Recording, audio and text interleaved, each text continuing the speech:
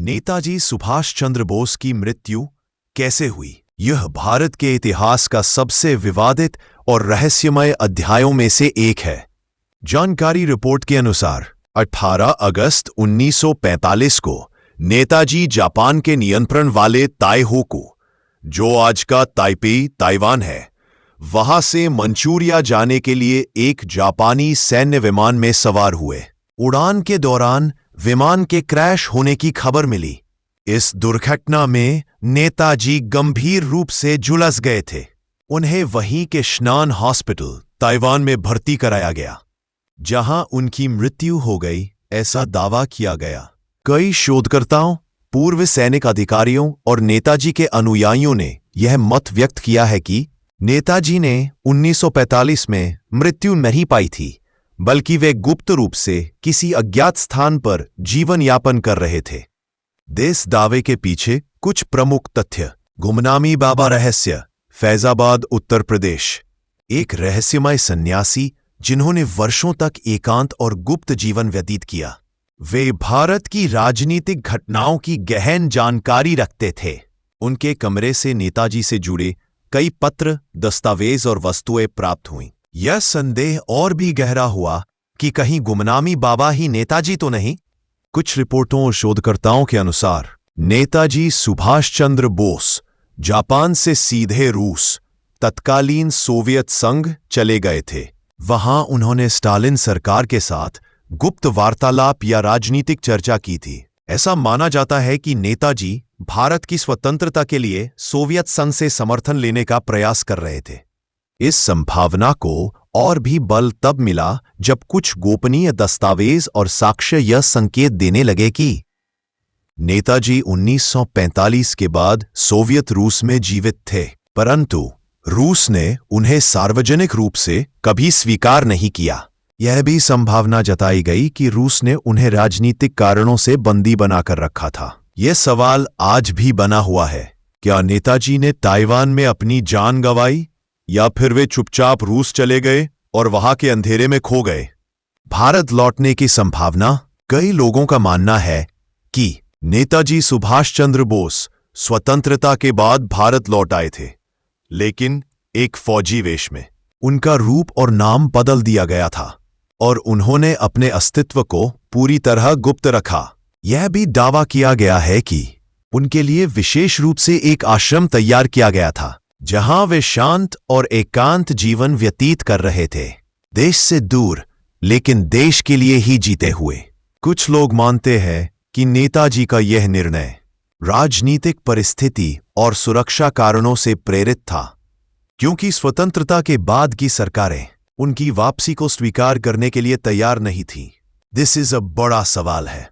क्या नेताजी चुपचाप भारत लौटे और सब कुछ त्याग कर एक गुमनाम जीवन जीते रहे?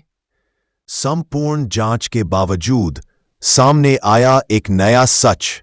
मुखर्जी आयोग 1999-2005 की विस्तृत जांच में यह स्पष्ट रूप से कहा गया कि नेताजी सुभाष चंद्र बोस की कोई विमान दुर्घटना नहीं हुई थी। आयोग ने यह भी कहा कि 18 अगस्त 1945 को ताइहोकू, ताइवान में जिस विमान दुर्घटना की बात की गई थी, उसका कोई ठोस सबूत नहीं मिला। मुखर्जी आयोग के निष्कर्ष: ताइहोकू अस्पताल में नेताजी के इलाज या मृत्यु का कोई प्रामाणिक दस्तावेज नहीं मिला। जापान और ताइवान के रिकॉर्ड में नेताजी की मृत्यु का कोई नाम निशान नहीं था। विमान दुर्घटना की कहानी को आयोग ने गलत और गढ़ी हुई बताया। इस आधार पर यह विश्वास और गहरा हुआ कि नेताजी शायद 1945 में मरे नहीं थे, बल्कि जीवित थे और वे किसी गुप्त स्थान पर रह रहे थे। यह निष्कर्ष भारत के इतिहास में एक नई बहस और रहस्य को जन्म देता है। धारणा 2: नेताजी विमान दुर्घटना के बाद मरे नहीं थे, वे रूस, सोवियत संघ में थे। इस सिद्धांत के अनुसार 22 अगस्त 45 को ताइहोकू में कोई वास्तविक विमान दुर्घटना नहीं हुई थी। कम से कम इसका कोई ठोस दस्तावेजी प्रमाण नहीं मिला। क्या थी असली योजना? इस धारणा के मुताबिक नेताजी ने स्वयं ही विमान दुर्घटना की एक झूठी कहानी रची, ताकि वे जापान से चुपचाप रूस तत्कालीन सोवियत संघ जा सके। यह एक रणनीतिक कदम था, क्योंकि नेताजी जानते थे कि भारत की स्वतंत्रता के लिए ब्रिटेन के खिलाफ उन्हें एक नए वैश्विक सहयोगी की जरूरत थी। रूस में नेताजी के होने के पक्ष में दावे। कई गुप्त रिपोर्टों में यह उल्लेख है कि नेताजी रूस में स्टालिन सरकार से संपर्क में थे। कुछ दस्तावेजों और विदेशी गुप्तचर एजेंसियों के रिपोर्टों में नेताजी को 1946 में 1948 के बीच सोवियत रूस में जीवित बताया गया है, परंतु सोवियत रूस ने कभी इसकी औपचारिक पुष्टि नहीं की। तो सवाल यह है, क्या नेताजी वास्तव में तायोकू में मरे नहीं, बल्कि रूस जाकर भारत की आजादी के लिए नया रास्ता तलाशते रहे? भारतीय खुफिया एजेंसियों की रिपोर्ट में उल्लेख किया गया है कि सन 1946-47 के दौरान कुछ गोपनीय फाइलों में यह दर्ज है कि नेताजी सुभाष चंद्र बोस की मृत्यु नहीं हुई थी, बल्कि उनके सोवियत संघ रूस में कैदी के रूप में होने की संभावना जताई गई थी। इन रिपोर्टों में संभावित स्थानों के रूप में याकुत्स्क या साइबेरिया क्षेत्र का नाम लिया गया है। माना जाता है कि नेताजी को सोवियत अधिकारियों द्वारा गिरफ्तार कर वहां नजरबंद या बंदी बनाकर रखा गया था। यह धारणा उस समय की राजनीतिक परिस्थिति और कुछ खुफिया जानकारियों के आधार पर बनी थी, जिसमें यह संकेत मिलते हैं कि नेताजी शायद ताइवान विमान दुर्घटना में मारे नहीं गए थे, बल्कि वे गुप्त रूप से सोवियत रूस चले गए थे या ले जाए गए थे। इन फाइलों का आज भी अध्ययन और विश्लेषण जारी है और नेताजी की मृत्यु को लेकर रहस्य बना हुआ है। नेताजी सुभाष चंद्र बोस की मृत्यु को लेकर आम जनता के बीच कई संदेह और रहस्य व्याप्त थे।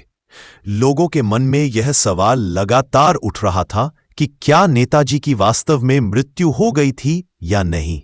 इन सभी संदेहों और रहस्यों को ध्यान में रखते हुए भारत सरकार ने वर्ष 1956 में एक विशेष जांच समिति का गठन किया। इस समिति का उद्देश्य था नेताजी की मृत्यु से जुड़े तथ्यों और घटनाओं की गहराई से जांच करना। इस जांच समिति का नाम था शाहनवाज कमेटी। समिति का नेतृत्व इस समिति का नेतृत्व किया गया शाहनवाज खान द्वारा, जो एक पूर्व स्वतंत्रता सेनानी और तत्कालीन राजनेता थे। वे भारतीय राष्ट्रीय कांग्रेस से जुड़े हुए थे और नेताजी के अनुयायियों में से भी एक माने जाते थे। जांच के मुख्य बिंदु नेताजी की ताइवान विमान दुर्घटना में मृत्यु हुई या नहीं इसकी पुष्टि करना, दुर्घटना से जुड़े चश्मदीद गवाहों से पूछताछ करना, जापान, ताइवान और अन्य संबंधित देशों से जानकारी जुटाना, जो भी सबूत सामने आए उनके आधार पर अंतिम निष्कर्ष निकालना। शाहनवाज कमेटी ने अपनी जांच के बाद यह निष्कर्ष दिया कि नेताजी की मृत्यु 18 अगस्त 1945 को ताइवान के ताइहोकू, अब ताइपेई में एक विमान दुर्घटना में हो गई थी। उन्होंने यह भी कहा कि उस समय नेताजी गंभीर रूप से झुलस गए थे और कुछ घंटों बाद अस्पताल में उनका निधन हो गया। हालांकि इस रिपोर्ट को लेकर भी जनता और नेताजी के परिवार के कुछ सदस्य संतुष्ट नहीं हुए। इसके बाद भी कई बार नई जांच और बहस होती रही।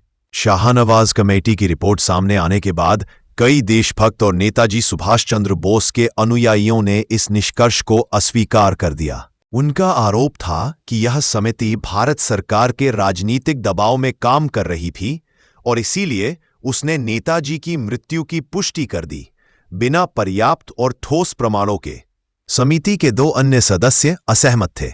शाहनवाज कमेटी में शामिल अन्य 2 सदस्य S.N. मैत्रा और सुरेश चंद्र बोस, जो स्वयं नेताजी सुभाष चंद्र बोस के भाई थे, वे भी समिति की अंतिम रिपोर्ट से पूरी तरह सहमत नहीं थे। सुरेश चंद्र बोस ने तो अलग रिपोर्ट भी प्रस्तुत की, जिसमें उन्होंने स्पष्ट रूप से कहा कि नेताजी की मृत्यु की पुष्टि के लिए जो सबूत प्रस्तुत किए गए वे नाकाफी और अपूर्ण है। शाहनवाज कमेटी के बाद उठे प्रमुख प्रश्न। 1. यदि नेताजी की मृत्यु ताइवान में हुई तो उनके पार्थिव शरीर का क्या हुआ? क्या उसका अंतिम संस्कार हुआ? कोई ठोस प्रमाण क्यों नहीं है? 12. विमान दुर्घटना के चश्मदीद गवाहों के बयान विरोधाभासी क्यों है? 3. नेताजी के रूस जाने की आशंका और उस समय की सोवियत खुफिया गतिविधियों की जांच क्यों नहीं की गई? 4. यदि दुर्घटना के बाद नेताजी जीवित थे तो उन्हें कैद में क्यों रखा गया और उनका क्या हुआ? 5. सरकारी रिकॉर्ड और फाइलों को गोपनीय क्यों रखा गया और इतने वर्षों तक सार्वजनिक क्यों नहीं किया गया? इस तरह शाहनवाज कमेटी की रिपोर्ट ने नेताजी की मृत्यु के रहस्य को सुलझाने के बजाय और भी अधिक प्रश्न चिन्ह खड़े कर दिए।